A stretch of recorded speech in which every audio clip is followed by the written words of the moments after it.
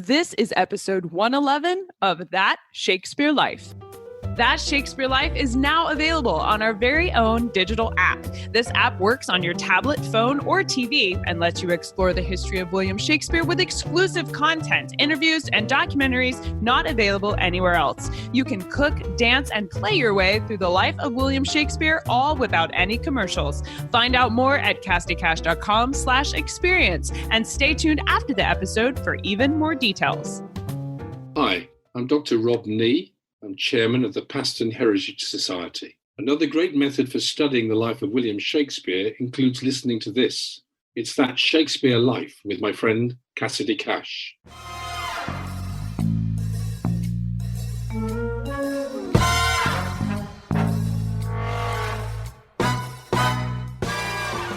Yeah, so what we know as Ushkabe and Scots Gaelic, that would have been made with malted cereals. That's usually barley because that grows very well in our cold, wet Scottish climate.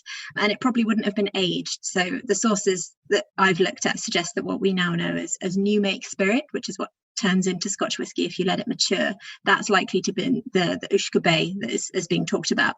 Whereas Aqua Vitae would have been a distillate of other materials from the time. So not just cereal, could have been fruit, could have been imported wine, that kind of thing, and then flavored with herbs and spices and raisins.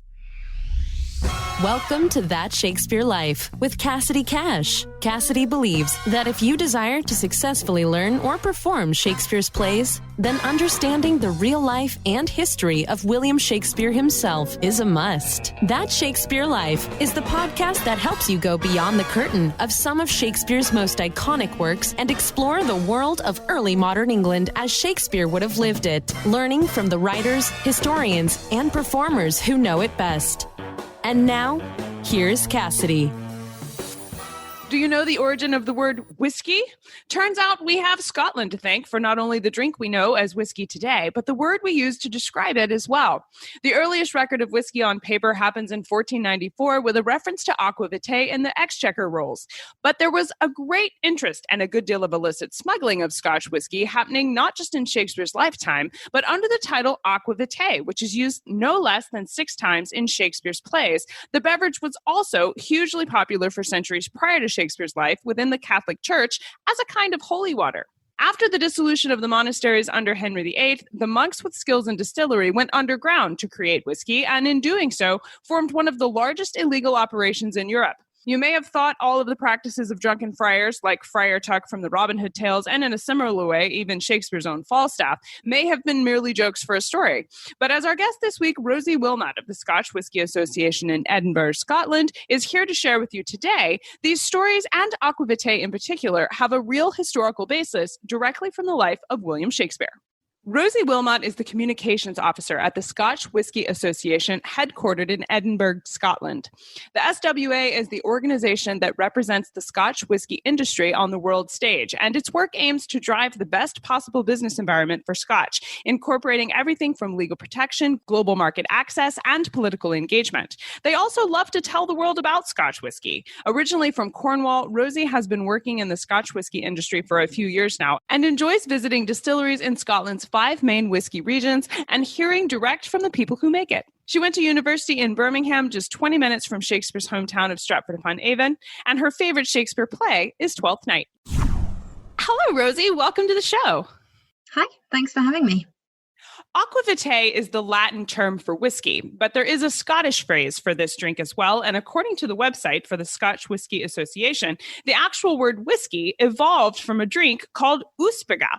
I will include a link to the proper Gaelic pronunciation of that word, so you don't have to rely on my American accent.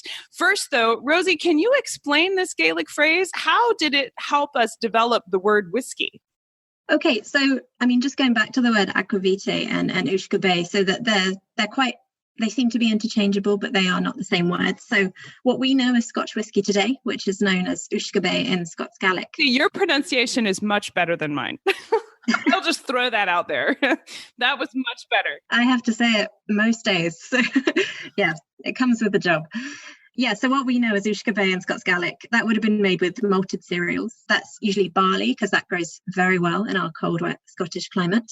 And it probably wouldn't have been aged. So the sources that I've looked at suggest that what we now know as new make spirit, which is what turns into Scotch whisky if you let it mature. That's likely to be the Uisce Bay that is being talked about.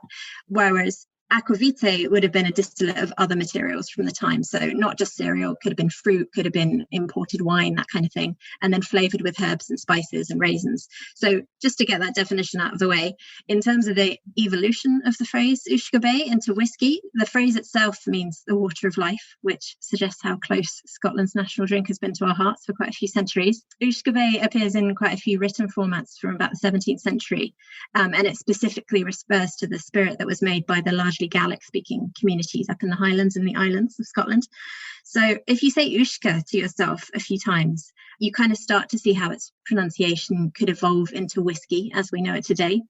And as a result, it's basically been kind of gradually anglicised over many decades. And then it was formally anglicised in about the 1730s into whiskey. So if you say it a few times, Uisce, Uisce, Uisce, then you kind of get the whiskey sound out of it. You do. I see that. Yeah, it smushes it together into the word. That's fascinating.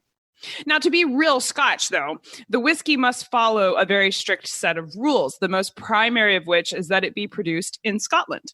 Historically speaking, Rosie, what are the other requirements to be considered Scotch? Have those methods survived such that, now I'm scared to say it, Uisce Bay. There we go. Yeah. Maybe. I think I'm just going to stick with whiskey. Is it the same drink, though, as what we have today? Or is it different because of the methods? Well, I mean, it's kind of a yes and a no answer. So today there are quite a few legal requirements for Scotch whisky to officially be called Scotch. And part of what the Scotch Whisky Association does is to sort of regulate and enforce that across the world. It's been defined by statute in the UK since 1933, but the requirements themselves were developed as part of the Scotch Whisky Regulations in 2009. But in Shakespeare's time, obviously, this level of regulation just wouldn't have been in place. But there are a number of characteristics which are now integral to what we know about Scotch whisky's character that would have been evolving in his time. So the first one, like you said, it can only be made in Scotland, and there's only 3 ingredients that you can use. That's cereals, water, and yeast. Like I said, it's barley that's most commonly used in single malt whisky particularly, but other cereals like wheat and maize can be used to make grain whisky. Barley, to go back to that, has been a staple crop of the British Isles since the Middle Ages. So it's very possible that this was one of the cereals that was used in beer making, which was then used for whiskey distillation in the 16th and 17th centuries. You went through that really fast. Give me the 3 ingredients again. So Scotch whisky can only be made from cereals, water, and yeast. Water and yeast. I'm surprised it doesn't include any sugars. No, you're actually not allowed to add any kind of flavouring or sweetness to whiskey. I'm going to come on to that in a second because there are a few sort of things that whiskey makers would do back in the day that kind of have been carried forward. But official Scotch whiskey, you can't add anything. Some whiskey makers will add like caramel colouring now, but you can't. Hasn't got a flavour to it. It's just for the consistency of a bottle of whiskey that someone might expect to see in a supermarket. Now, I know there are different kinds of whiskey, though. So despite only having these 3 ingredients, you can find it called single malt, single grain, or even there's one called a blended malt. Which kind of whiskey was being made in the 16th to 17th century that would have been most likely available to Shakespeare? Well, so Shakespeare wouldn't have known about any of the brands or styles that we know as kind of household names. You know, he wouldn't have gone and bought himself a bottle of Johnny Walker. But what he drank himself is probably likely to have been more of a kind of Aqua Vitae type product, particularly as he was down south, rather than what we might define as Scotch. However, it would have been the product of one distillery. So that is what we would now call a single malt or a single grain. But beyond that, it's quite hard to tell exactly what he would have drunk. I know he did visit in about 1600, or a group of players with very close links to Shakespeare visited Edinburgh and Aberdeen to perform his works at the welcome of the king in about 1600. So if Shakespeare did come with him, then he might have had a dram or 2 while he was here, perhaps. And then that probably would have been a single malt. In 1494, the Exchequer Rolls record what historians consider to be the first ever written record of whiskey when it records, quote, 8 balls of malt to Friar John Core wherewith to make Aqua Vitae, end quote. Rosie, how was Aqua Vitae made? And I know that you've made a distinction between true Scotch whiskey and Aqua Vitae that they had down south, as you call it, where Shakespeare lived. And I love that. I'm going to make that separation now moving forward. You have the north and then down south. But how was Aqua Vitae made, and what kind of quantity is being recorded here in the Exchequer Rolls? Is this amount of malt large or small in terms of what it takes to make whiskey? So Aqua Vitae was made with a kind of rudimentary chemistry, what they called alchemy. So it would have made in a sort of an alembic still, which is like a glass still, kind of boiling it and letting the alcohol kind of drip off of it and then collecting it in a separate container. That's essentially the principle of how whiskey is distilled. So the principle itself is the same. In terms of the amounts, 8 bowls of malt is about 500 kilos. So that's about 1,100 pounds in American money. So I've looked into that, and historically about 1 bushel of malted barley would make about 7.5 gallons of good ale.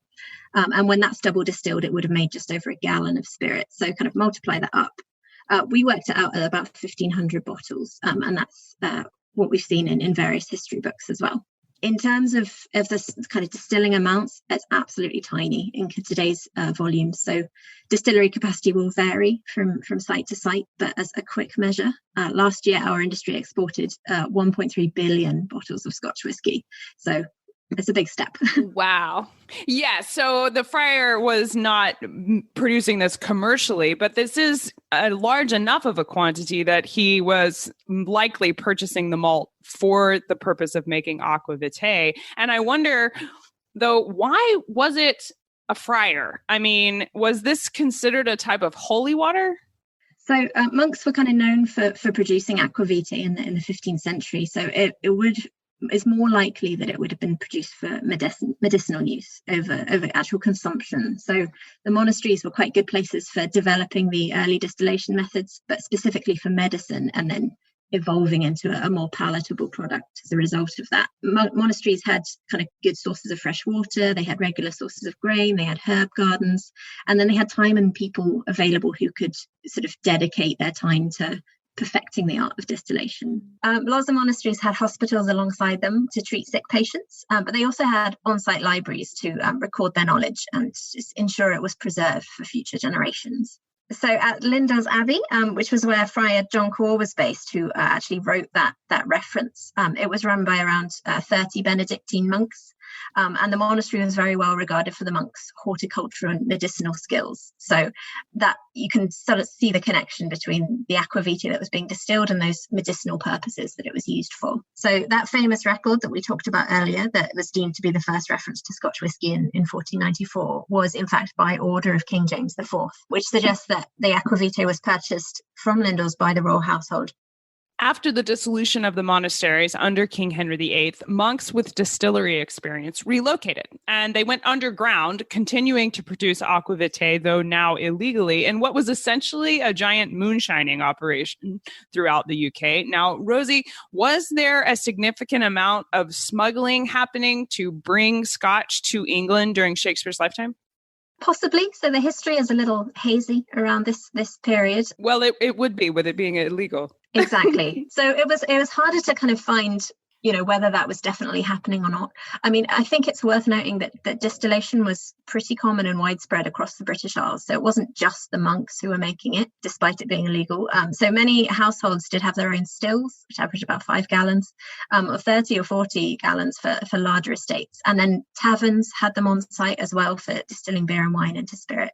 So while it might not have been Scotch whisky that people were drinking or finding, in whatever ways that they had available to them, it was quite likely that they were sort of honing their appreciation of spirits from other sources. Despite being an illegal substance, the Crown imposed the first tax on whiskey in 1644. And while this officially happened after Shakespeare's lifetime, what it seems to suggest is that there was a significant enough production of whiskey during Shakespeare's lifetime that they wanted to tax it or felt that they could extract a significant income from it. Rosie, based on your explanation of how widespread the distilleries were in terms of them being almost in every household across the UK there, was this something that the government had decided to, hey, this is going to happen anyway, I think we should make some money from it? So on the face of things, yes, the taxation was brought in to finance the English Civil War. So I think it must have appeared to the Crown to be a lucrative enough industry to siphon money from, though I think they were quite desperate for money from anywhere that they could get it to keep the war going. However, we wondered if it might also have been to help moderate behaviours relating to alcohol. So by that point, whiskey was much more known as a drink to be consumed than for its medicinal properties. So maybe this tax was to dissuade any kind of undesirable behaviour from consumers. I mean, all it did was to drive production of whiskey into the Highlands via illicit methods for like the next 150 years. So it actually kind of backfired, really. So the estimation before the Excise Act was passed in 1823 was that half of all whiskey being consumed was untaxed. So it was illicit, basically. And they were confiscating about 14,000 illicit stills every single year by about the 1820s. So it was pretty rife, illicit whiskey making. And the taxation and the benefit they might have got from it initially didn't serve it quite so well. Aqua Vitae is mentioned in Comedy of Errors, A Winter's Tale, Merry Wives of Windsor, Twelfth Night, and twice in Romeo and Juliet. 3 of these 6 references are associated with recovering from an illness. So how was Aqua Vitae used medicinally? We talked about the monks were specifically making it for use in their hospitals, but what was it used for? So it was widely believed that the Aqua Vitae, because of its close connections to alchemy and the mysteries around that, would cure basically everything. So from colds to rashes to everything, you name it, people thought that Aqua Vitae would cure it. I was surprised to learn that Aqua Vitae was not only a drink, but that it was also used when making gunpowder. Rosie, how was whiskey useful in the creation of gunpowder? So I didn't actually know this was a practice until I started researching this. So thank you for the question, because I found it absolutely fascinating. So what I gathered is that James IV, who was the King of Scotland between 1488 and his death in 1513, he was quite an innovative chap. He was very interested in alchemy, among many, many other interests. So he had a collection of a number of cannons for use in his army campaigns, and he used to lay siege to his enemy strongholds. And Aqua Vitae turned out to be an essential ingredient of the gunpowder. It was used in what is known as the corning process, basically to wet the mixture of saltpeter, charcoal and sulfur. And then the mixture was then rolled and left to dry and became a powder. Now, to settle our biggest question about whiskey, I think, is how are we to spell it? Do we spell it with an EY or just a Y? Okay, so at the Scotch Whisky Association, we do get asked this quite a lot. Scotch whisky has no E, and neither does Japanese, Welsh, English, Australian or Canadian. It's just Irish and American whiskies that are spelled with an E. So the spelling of Scotch whisky is actually part of its legal definition and how you have to market it. So our legal team tell me that when they see products on the market that call themselves Scotch whisky with an E, it's usually a pretty reliable indicator that it's not real Scotch. So there you go. When you're looking into your whiskey, make sure you get the kind without an E. Although I'm really not supposed to say that living so close to Kentucky as I do. Well, we've got good relationships with the American whiskey industry. We're good friends there. So it's excellent. Fine. Okay. Between the history of the friar and its potential to be used for making gunpowder with James IV, I know we would love to explore just the massive amount of history that we have here about Scotch whiskey. What are some of your books and resources you can recommend we use to learn more? Okay, so initially I'm going to very brazenly recommend the SWA's own website. We have a lot of access to archivists and historians right across the industry who can answer all our queries and everything from brand development to cereal production. So it's pretty good for historical facts and figures when it comes to the story of whiskey and how it's evolved into, this kind of global phenomenon that it is today. Another thing to do is to visit the distilleries where whiskey is made. So there's now over 133 in Scotland. So if you're planning a trip in 2021 or beyond, or whenever we get back to normal, just make sure you look up which distilleries are located near you. So many distilleries have a history that will go back at least as far as the 19th century.